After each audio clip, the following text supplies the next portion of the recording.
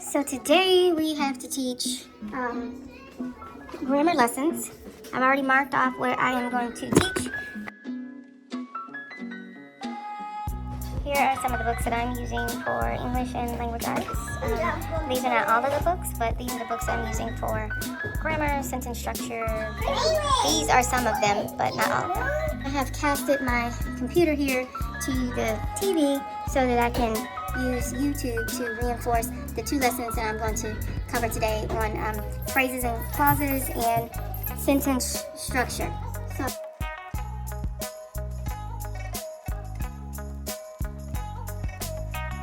I'm going to go over this lesson with you guys because I noticed on your writing assignment you all need some help on how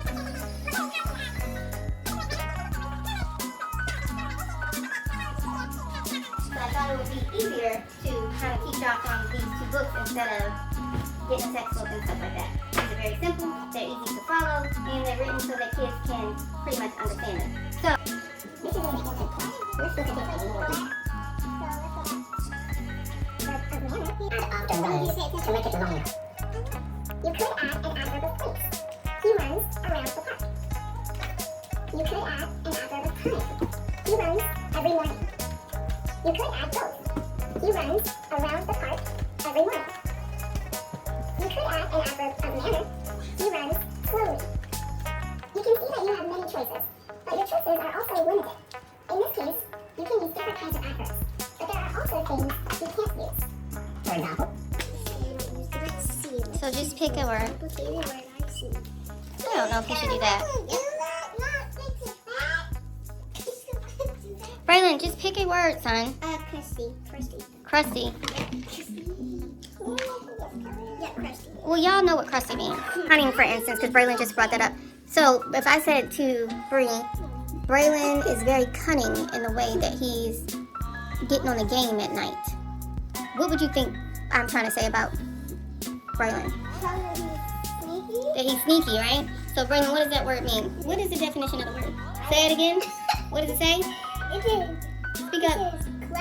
Cleverness or skill, especially at tricking people in order to get something. Okay, so Like manipulation. Manipulation. So even though you guys had not heard of the word cunning before, I used cunning in a sentence, and Bree was able to understand the meaning of the word cunning because of how I used it in that sentence, correct? And then Braylon looked up the definition, and did it mean exactly what you thought it meant? Not exactly. But if somewhere in that, it was in that area. I was like, what?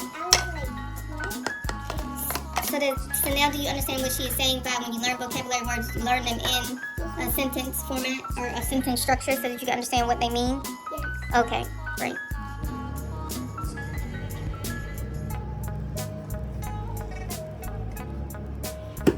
You need fresh parsley from the refrigerator, and you need the vegan mayo, and you need that little spinner thing that I use, you know, the little thing I put it in with the blade, the one that stands on the counter.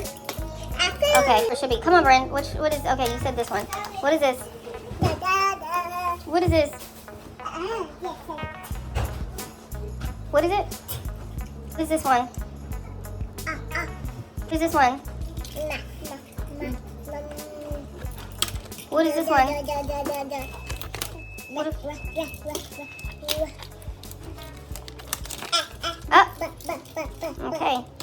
Skip it, because I already did it. I already did it. You did this one? Already. Do this one again. Say it again. Okay. So Brenda's using the Diane Craft flashcards. This is what she's doing. I hold them up and she makes the sound of each letter. And this is how I reinforce those letter sounds of her.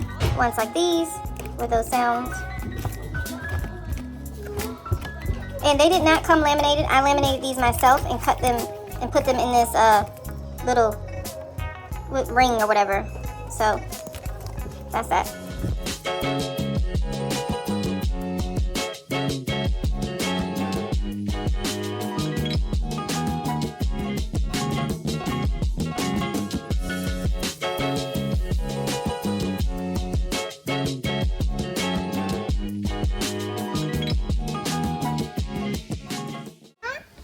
y'all don't got no type of animal out there. Turtle. Where did you get that from? When we told you that we were going in the woods, we actually went to the woods and we went to our favorite place and we got a turtle. No. Mommy, where you? I don't know about that. You were like, no, we can't get a turtle from the guy. So Where are you going to keep him? I don't know where he's supposed to go in. we can keep him in a tree. We can keep him out here. Do you even know what type of turtle he is? Yeah, he's a red snapper. And A red. he's a baby turtle. That's a piece of fish. That is a piece of fish. Now you know you need to stop. Now, Mommy, we're gonna Leave him alone. Let him. put him in a bucket. I don't know if he's supposed to be in water like that. Where'd you find him? Was he in water? Yo, he was trying to get back to it. Okay, let's. Who caught the turtle? Mommy, I found it and Braylon caught it because I didn't want to touch it. And I had to take my shorts off. What did y'all take your shorts off and put it on the turtle? Yeah, we had to put it on the turtle because we didn't know. We had to put it in the water. Ask Braylon what kind of turtle is it. Ask Braylon what kind of turtle is I it. called him a red snapper. Don't jump him! We named him that. We're turtles. So they're trying to basically ask, can they keep him? Can I keep him in the apple cake? No, you can't keep him at Yeah. Right on the way. Let's see. Apple. What is that? Look at it. Right, move. Let him move.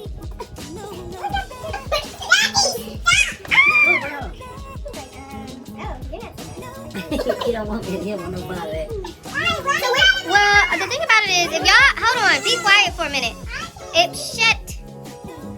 If you want to try to keep this turtle, I think you should try to figure out, first of all, what type of turtle it is. Y'all need to research. And then secondly, you need to figure out what you would need for a turtle to see if you can even afford or to keep a turtle, if it would be okay, if it would survive inside the house like that, or where it would have to be. So So in order to keep this turtle, y'all have to figure out what it eats.